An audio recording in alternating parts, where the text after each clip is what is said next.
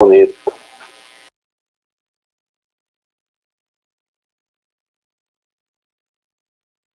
Boa tarde.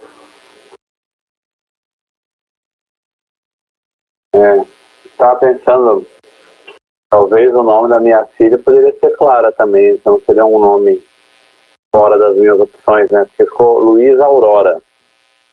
Luiz Aurora, né? Luiz tem luz aí no meio, Aurora, né? Também luz. Clara também é claridade, né? Mas assim, tem a ver com luz, ó. Luiz Aurora, Clara Aurora. Não, Clara Aurora não ia ficar bom, eu acho. Luiz Aurora parece que combinou, né? Depois que vai falando. Então, Luiz Aurora é lindo. E esperar um pouquinho, né? Agora é 2 minutos, 14h05, 14h06 a gente começa já a falar aí dessa aula, né? Mas Clara, né? Elig também é um nome bonito. Assim, pra mim, é bem diferente, né? Porque Elig, até para que não tem apelido, né? Ou tem? Não fica o nome não fica com o apelido, né? Pensando, né? A gente coloca um nome tão bonito na criança e fica um apelido, né? Por exemplo, a minha mulher chama Mariana. Um nome bonito, né? Mariana. Aí os irmãos não conseguiam falar Mariana, ficou em Inhá. Então, Inhá de cá, Inhá de lá. Falei, nossa.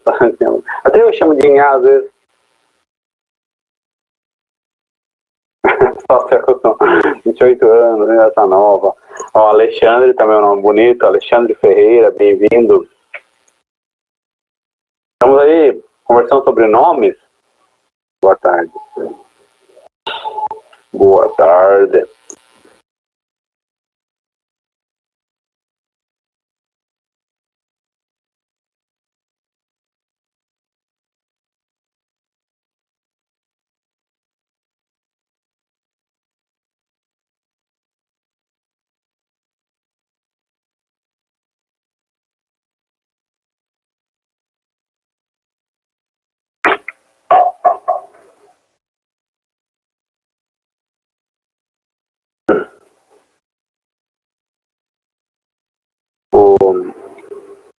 Alexandre. Então, Alexandre, eu não sei se você participou da outra aula, mas acredito que sim, o seu nome não me é estranho. A Clara eu lembro porque a Clara está desde o primeiro módulo, né? E se quiser, por gentileza, abra o seu microfone, fica embaixo, aqui dos slides, no meu caso, né? Talvez o seu também. E o vídeo, mostre seu rostinho se você quiser, fale quem você é um pouquinho para eu te conhecer. Claro, o convite segue para você também. Abra o microfone, o vídeo, é bem participativo. Fala, boa tarde, professor. Boa tarde. Eu participei da última reunião, tem gente nova, né? Acho que eu tô ligando a câmera aqui, só tô problemas técnicos. Tudo bem? Eu não sei se tem alguém que também já participou da última reunião, mas posso me introduzir de volta.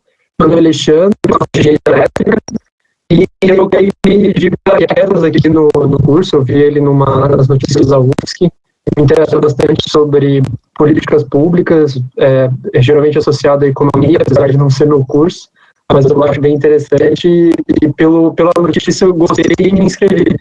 Eu já participei da primeira aula, gostei bastante da introdução e acredito que a aula de hoje vai ser um pouco mais encaminhativa, assim, mais prática, alguns modelos realmente, né, de autogestão, de economia solidária. Né? Mas é isso aí.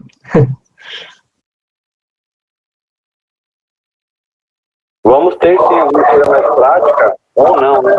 Dependendo aí como a gente for debatendo, mas acredito que sim. Alexandre, só fecha seu áudio, porque eu acho que deve dar eco.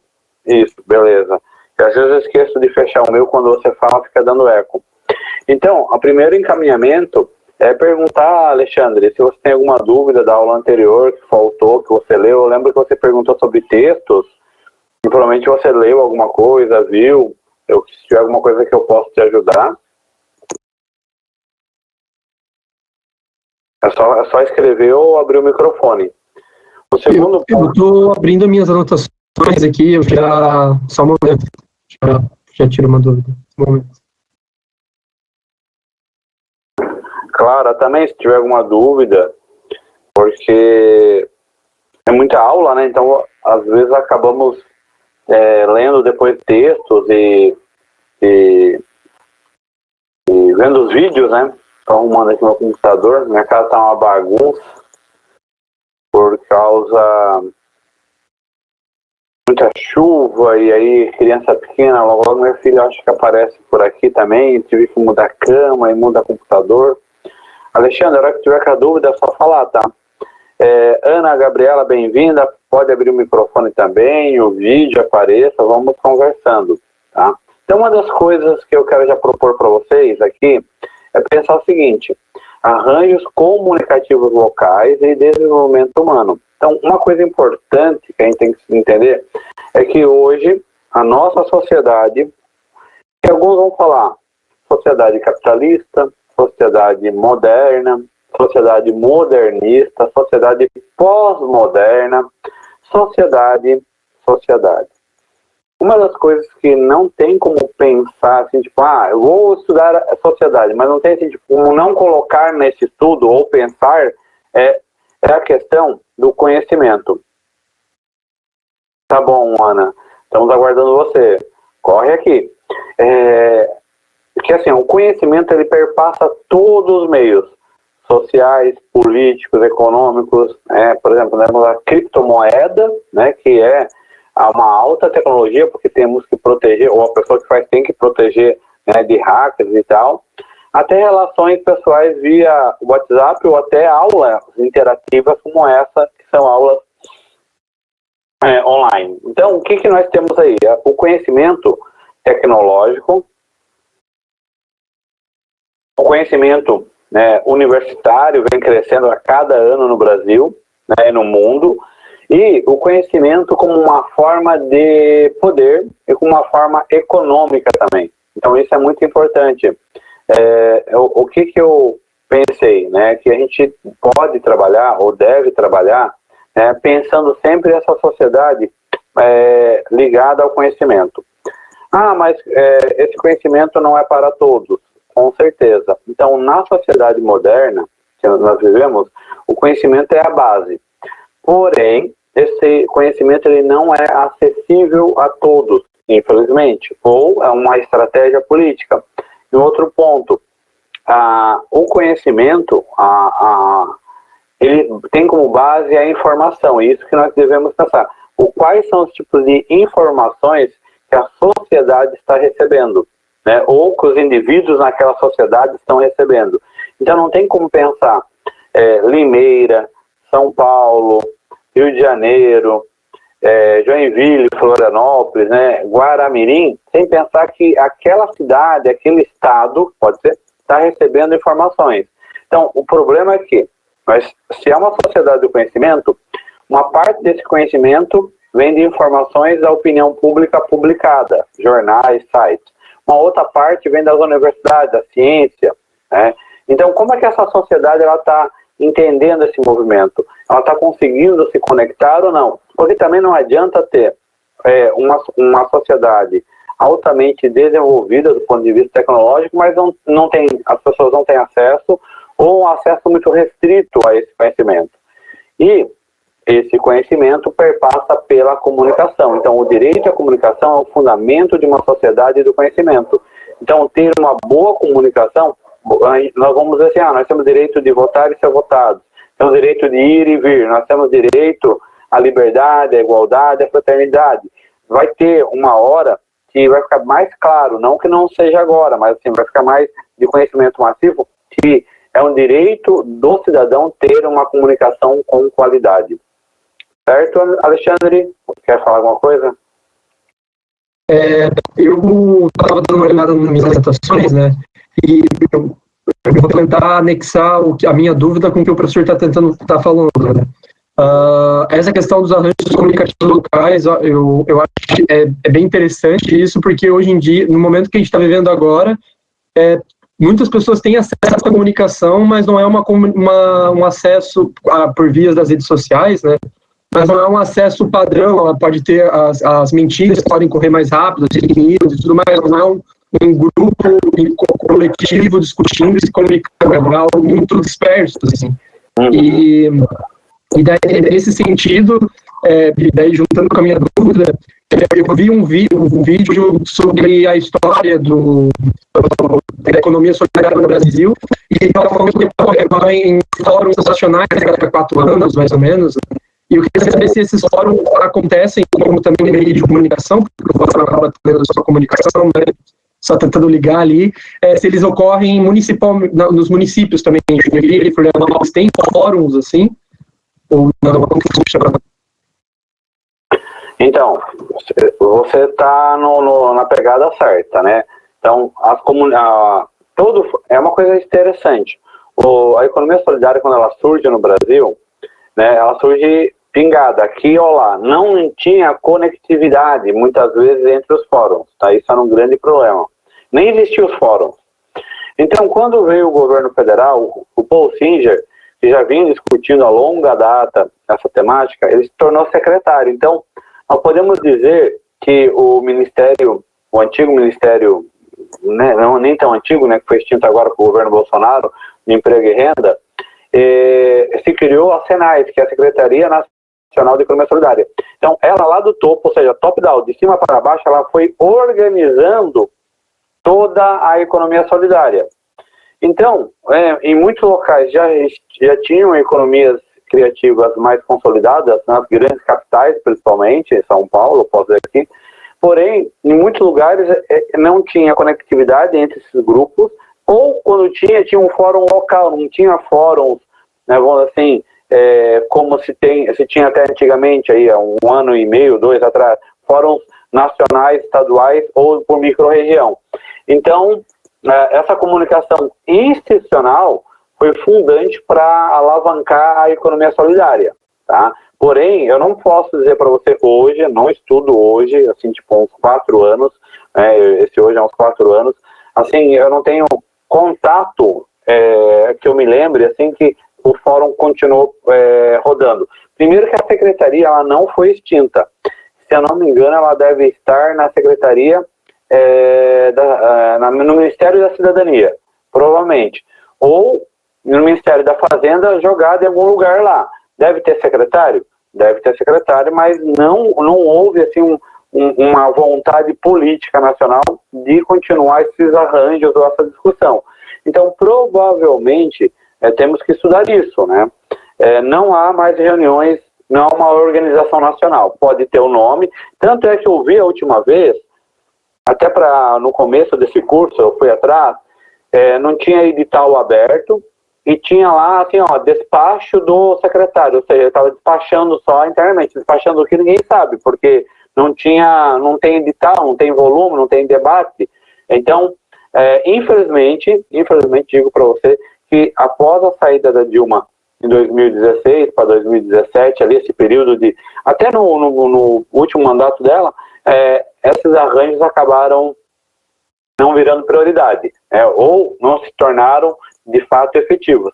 Então, faltou uma comunicação. Mas aí as redes existem, tá?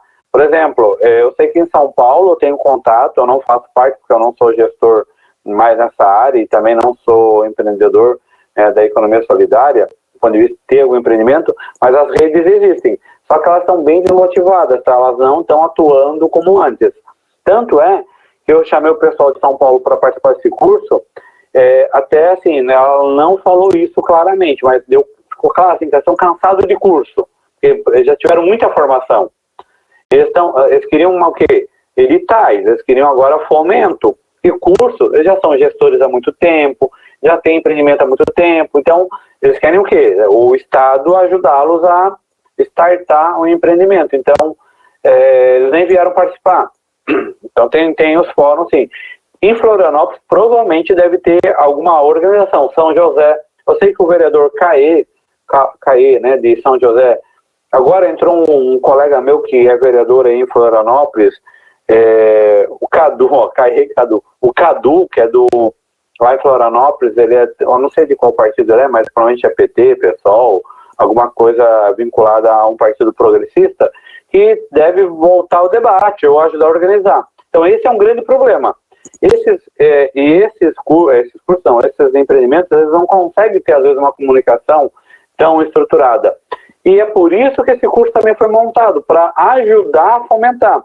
Tanto é que a Elig, ela trabalha bem nisso, ela no Instagram do economiascriativas.ufsc, do Instagram, não sei se você já segue, Alexandre, nós estamos mostrando os empreendimentos solidários que existem e estamos tentando criar rede. Tá? Então, aproximar a rede, tá? Uma da outra, porque deve ter comunidades, ou seja, mais de 20 mil empreendimentos solidários já registrados no Brasil. Onde eles estão? O que eles estão fazendo, né? Como é que eles estão passando pela pandemia? Então, esse debate ainda não está claro hoje, tá? Só para não esquecer, nós vamos estudar muito esse autor, o Gilson Schwartz, tá? Aliás, boa parte desse artigo, ou melhor, dessa aula, tem base no que ele está falando. E ele é autor das nossas próximas aulas, tá?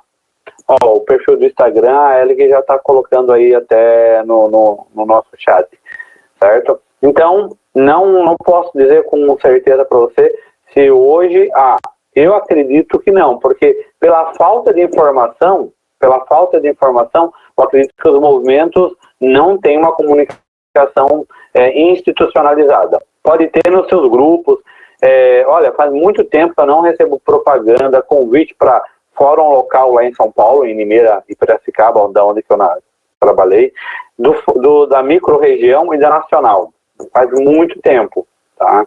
E então é uma coisa preocupante, né? Porque sem a rede eles não conseguem muitas vezes saber o que está acontecendo. Obrigada, Rosilda, bem-vinda. Tá?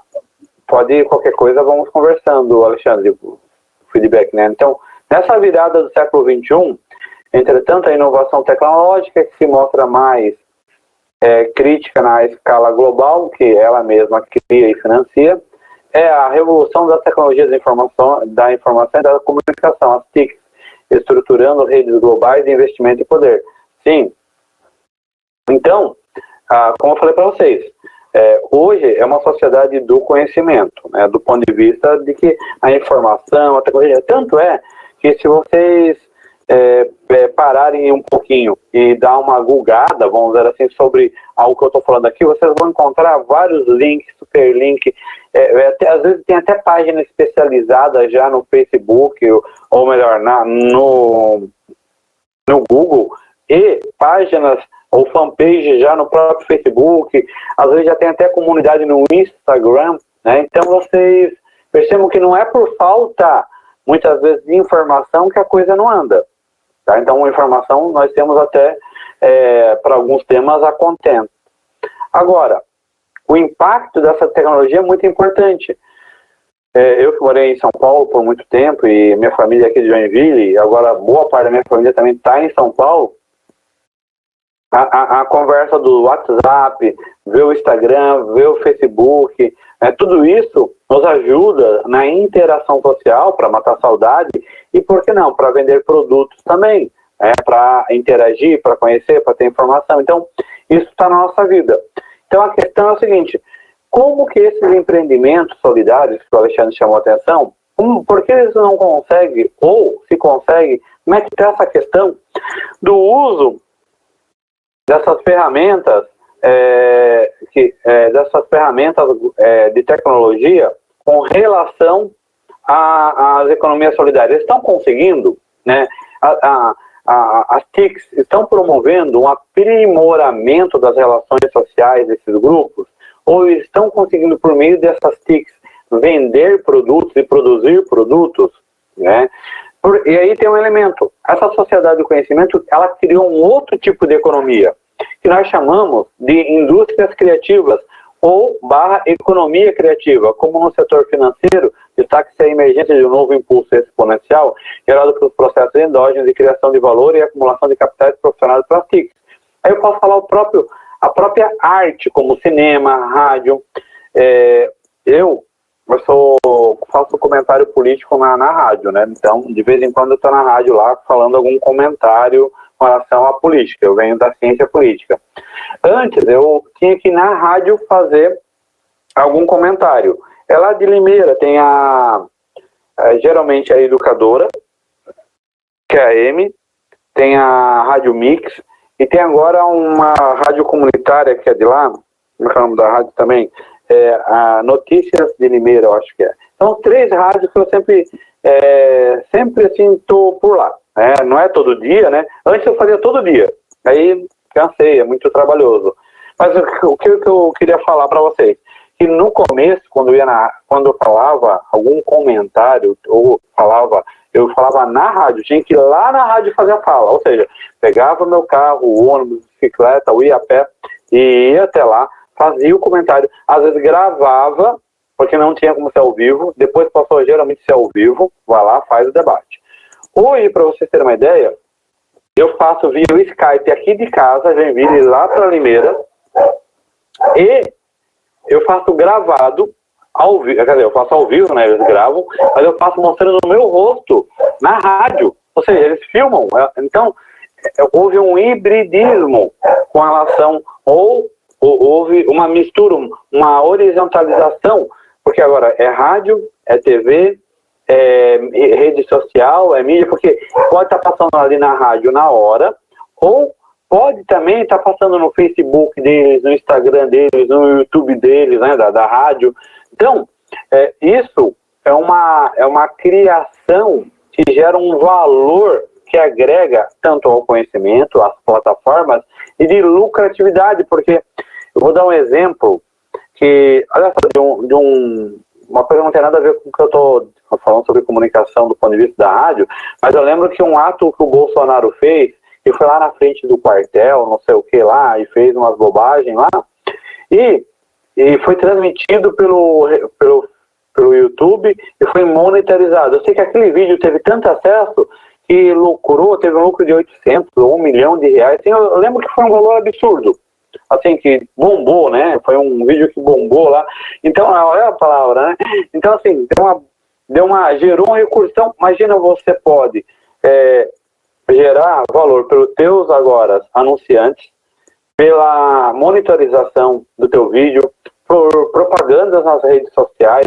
Então, você tem uma economia que ela não está mais atrelada apenas ao tradicional. Ela ultrapassa isso. Então, tem as propagandas também nas redes sociais e as empresas e empreendimentos começam também a criar. Nada impede também que isso venha acontecendo de forma muito clara, que é o chamado marketing de conteúdo, é que as pessoas começam a dar informação sobre aquele produto ou começam a criar cursos para vender aquele produto, principalmente na área de serviços. Nós, professores, eu dou curso de um monte de coisas, vamos dizer assim, ligada à educação, à economia, e aí o que acontece? Eu vou lá, faço 3 ou 4 cursos gratuitos, dou conteúdo, e no final eu falo, olha, quem quiser continuar com o curso ou quiser aprofundar, o curso é tanto, paga no cartão e vão ser felizes e o curso rola. Então, ou seja, mas tem outras formas de venda que não existiam antes. Então, o rádio mudou, né? O rádio não é mais aquele que você... o rádio está no teu celular, está no teu computador. Então, o rádio mudou, a venda de produtos e serviços mudou também. Então, eu vi uma propaganda agora na TV de um colchão que ele fala o seguinte, olha, o nosso colchão é tão bom que você pode dormir 100 dias com ele, e se você não gostar, pode devolver. Ou seja, isso é uma coisa que, né, não existia antes, assim, dessa forma, né? Ou seja, no meio de comunicação. Então, os meios de comunicação, eles mudaram, né, a forma de a gente pensar a sociedade.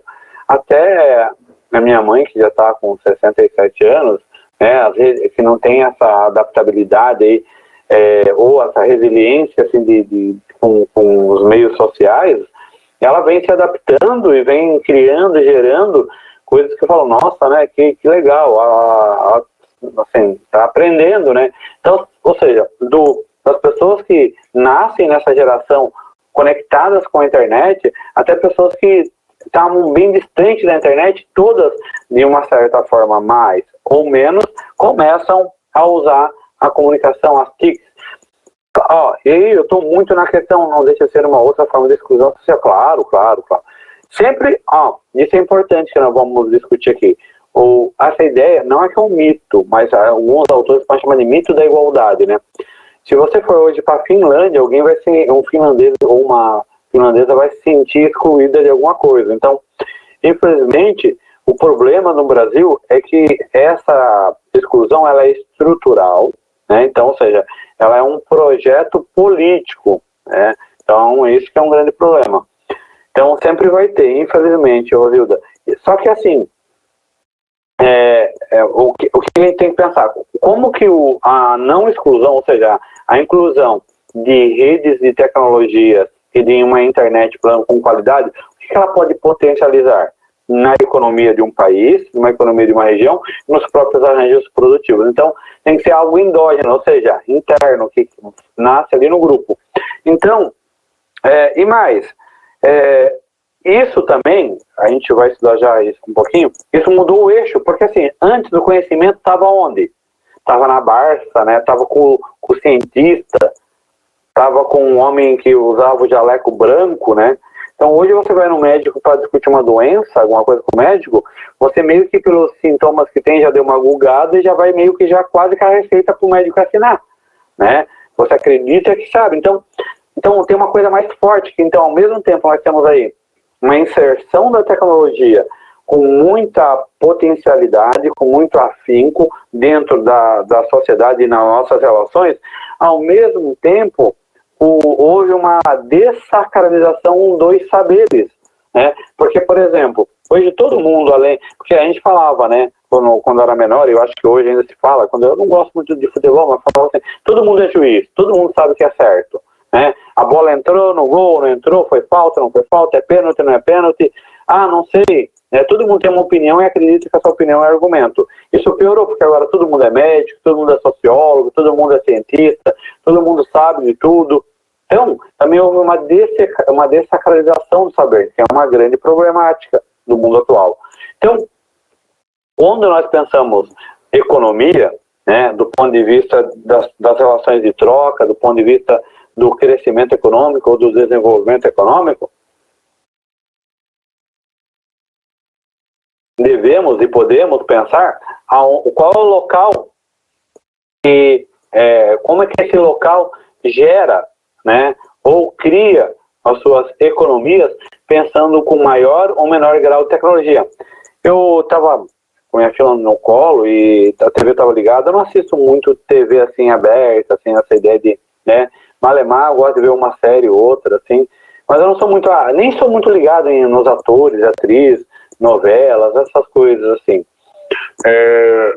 por uma falta de tempo até, mas eu gosto de assistir, né, óbvio, mas assim, não é que eu não estou dizendo que quem assiste não é legal, é que eu não tenho, né, somente à noite eu dou aula, né, então, esse curso era à noite, eu fui para tarde agora, então o que acontece? Eu estava vendo um cara lá do interior do Ceará ou da Bahia, caiu uns meteoritos lá. E o cara pegou e fala lá na entrevista da Fátima Bernardes assim, olha, é muito legal porque a cidade encheu aqui, muita gente, né? Aqui não faz, não dá nem chuva, né? A chuva normal, mas caiu um meteorito, então a cidade encheu de pessoas e virou, e ele estava lá na Fátima Bernardes explicando isso, da casa dele. Então, ou seja, uma cidade que nem tem chuva direito, né? Uma cidade que abandonada, provavelmente até pelo poder público, não sei, né? Tá lá, ela se conecta por meio das TICs, né, com o maior programa ou com a maior emissora de TV, talvez da América Latina, né? No Brasil com certeza. Então, isso é muito louco se a gente pensar há 20 anos atrás, 15 talvez anos atrás, né, onde você não tinha essa possibilidade. Então, ao mesmo tempo, você tem uma exclusão, Vilda, isso é verdade, né, uma exclusão das pessoas, dos grupos, do acesso, mas ao mesmo tempo isso é transformador quando se tem o acesso, né? Ou você pode revolucionar ou se adequar, aí os termos e as formas a gente tem que estudar melhor. Mas isso tudo é o que eu quero falar para vocês economia, ela está em algum lugar, mesmo que seja criptomoeda. Ela sai de um lugar, ela vai para um outro lugar, ela tem uma geografia. Tá? E hoje a geografia é modelada pela sociedade do conhecimento. tá? Tanto é que o conceito hoje, a gente fala, né, o agir local e o pensar global, ou pensar global, pensar global e agir local, né?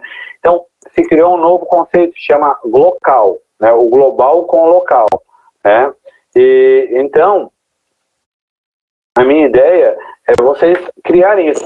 Será que Florianópolis consegue ser um local? Será que Joinville consegue ser um local? Ela, ao mesmo tempo, ela é uma cidade, muitas vezes, com requisitos, com questões locais, mas ela está conectada? Eu acredito que Florianópolis, com certeza, mais que Joinville, né? Por causa até... Joinville também, mas assim, eu acho que o turismo, as negociações, as relações que Florianópolis tem, talvez sejam... Joinville é uma cidade ainda... A gente fala, né, até na outra aula, falou sobre liberal e conservador. Joinville parece, do que eu vivencio, né, mais conservadora do que Florianópolis, né? Então a questão local é muito forte, mas ao mesmo tempo nós estamos exportando produtos, importando produtos, estamos nos conectando com o mundo, então ela tem uma relação local e uma relação global. E o qual influencia mais, né? Será que o local vai perdendo as suas características e as relações globais vão influenciando ao ponto de minar essas questões locais? Ou o local ainda resiste ou consegue criar uma energia, uma sinergia que influencia o global? Então tudo isso deve ser pensado nessa aula, tá, de arranjos locais. Por quê? Porque o arranjo, ele pode ser visto de duas formas muito claras. Ou aquele arranjo precarizado, onde as pessoas não estão desempregadas, e desse desemprego gerou algum produto, alguma empresa, de forma muito precária ainda do ponto de vista da sua estrutura orgânica, da sua organização, da sua estrutura material, do ponto de vista da sua produção, e da sua visualização do ponto de vista de página, do ponto de vista de venda, de circulação do produto. Ou a gente também pode pensar de forma diferente, grupos de jovens que se unem para criar as chamadas startups, para criar redes de economia criativa dentro da arte, da cultura, do cinema, do lazer, que criam empresas, talvez possam vender essas empresas por milhões de dólares ou não, ou pelo menos se manter a família e viver com essa relação local e global, global e local. Então pode ser essas duas formas também, tá? Então o local como cenário para geração e potencialidade, só que aí de uma economia. Mas aí que vem o problema. O problema é que isso está muitas vezes de forma privada na sociedade e não de forma da gestão pública. Ou seja, por quê? Porque a burocracia brasileira, a burocracia municipal, ela é gigantesca e muitas vezes depende do olhar do gestor, se ele é muito conservador, ou se ele é um cara mais progressista, mas não tem um aporte para isso, não tem uma noção de que o local, quanto mais ele potencializar do ponto de vista do acesso ao conhecimento, de espaços de conhecimento, espaços de criatividade, né, mais energia econômica aquela localidade gera, rendendo para o município impostos e visibilidade, né? Então, por exemplo, a cidade de Limeira, os prefeitos, muda prefeito, entra, sai prefeito, esquerda e direita, todos potencializam o quê? A Rota da Joia. Limeira também era conhecida como cidade da laranja, agora é conhecida como cidade da joia, ou da bijuteria, como que era alguns. Isso significa o quê? Significa que o local encontrou arranjos produtivos, que com certeza tem muita tecnologia. Por exemplo, lá, como eu falei em alguma aula, eu acho que na anterior ou na outra, tem até cursos específicos para design de joia, mas ao mesmo tempo, Rosilda, e aí tem que ser claro aqui, você tem a terceirização, a quarteirização, a quinteirização, crianças soldando joia, mulheres trabalhando e homens trabalhando na fabricação de joias em casa e jogando metal, às vezes pesado, no quintal, ou no rio, ou ali próximo, ou mexendo com solda quente ou fria, sem saber fazer isso direito. Então, ao mesmo tempo que você tem um arranjo produtivo local, você tem inovações e precarizações. Tá? Então, e quem deve cuidar disso? A sociedade e o poder público, né?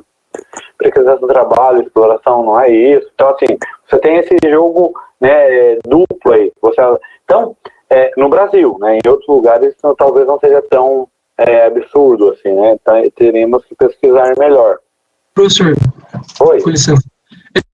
Nesse sentido de ação, né? Eu vejo muito na universidade que a gente tem muito conteúdo, muita pesquisa dentro dela, só que é difícil ela transbordar para a sociedade. Na verdade, ela só transborda para a sociedade, ela não age de forma... Ela age com os projetos de extensão, claro, esse projeto, por exemplo, é um projeto para ter esse impacto social, só que não precisa de algum tipo de instituição, por exemplo, um Instituto de Desenvolvimento Social de Florianópolis, que vai pegar essas iniciativas e formar uma rede junto com a cidade, assim, com os empreendedores, os empreendedores sociais.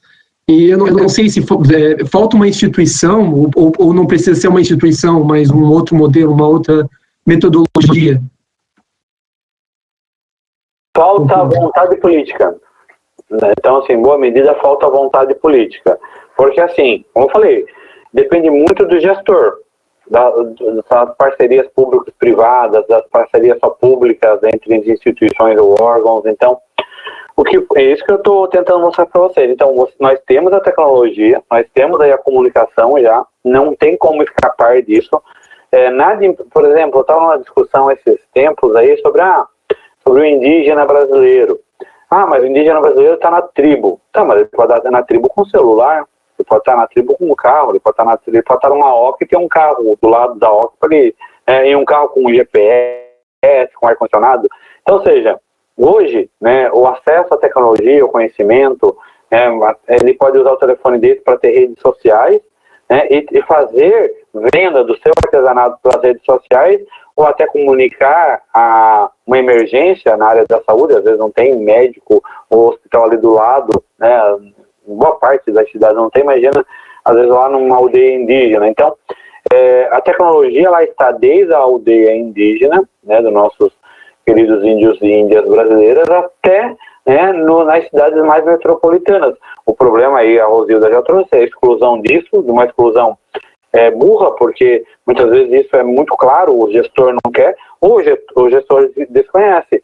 Este curso mesmo, por exemplo, poderia ser aproveitado, eu, a professora Natália, a professora doutora Márcia, as nossas monitoras, a Elig, Thaís e Juliana, nós poderíamos ser reprodutores desse material, né, em prefeituras, em outros estados. A própria prefeitura de Florianópolis poderia utilizar e pensar e ter uma base estratégica, mas assim, falta a vontade, e não é dinheiro, ou seja, acredito que boa parte eu faria porque até podia ser estágio, né, tem os alunos precisam de estágio, e às vezes estágio não remunerado, então, ou às vezes também tem verba para isso, também tem dinheiro, porque isso gera valor, gera riqueza para o município. Então, acho que primeiro, não sei se eu estou te respondendo, falta uma vontade política. O segundo eixo que falta, que eu percebo muito bem, é a falta de projetos. Então, por exemplo, eu trabalho na área da política, né? Eu faço assessoria política para dois candidatos de verdade, assim, né? Não é assim, do ponto de vista oficial. E agora eu estou conversando com um candidato a prefeito. E ele desconhece, assim, tipo, ele fala, olha, não tenho sobre... você tem algum projeto aí na área econômica sobre economia de comunhão, sobre economia solidária, economia criativa? Olha, eu já ouvi falar, mas não tenho ninguém, não sei fazer. Falei, nossa, então, calma aí, eu vou disponibilizar para você aqui alguns temas, algumas coisas para você, né, discutir isso com o teu grupo. Porque, então, ou seja, os próprios candidatos a vereador e a prefeito, eles não sabem nem o que é, nem como fazer. E começam a falar, eles podem até pensar de forma preconceituosa, não, mas isso aí não faz crescer a cidade. Não, ao contrário. Se você pegar a Austrália, pegar a Inglaterra, pegar Estados Unidos, esse espírito de arranjos produtivos locais, desde que eu falei, desde essa ideia do empreendedor por necessidade, o cara que perdeu o emprego e usa o fundo de garantia para sobreviver, até estudantes como você, Alexandre, de engenharia elétrica, que tem ideias e mecanismos de colocar em prática teorias como a do Tesla, né, que a energia elétrica pode ser tipo um Wi-Fi, né, tentar pensar em empresas e arranjos produtivos que criem esse tipo de aplicativos, né, que meio que já existe, eu já estou vendo aí que tem testes sendo feitos com relação a isso. Então, eu falei, a falta do poder público nesse debate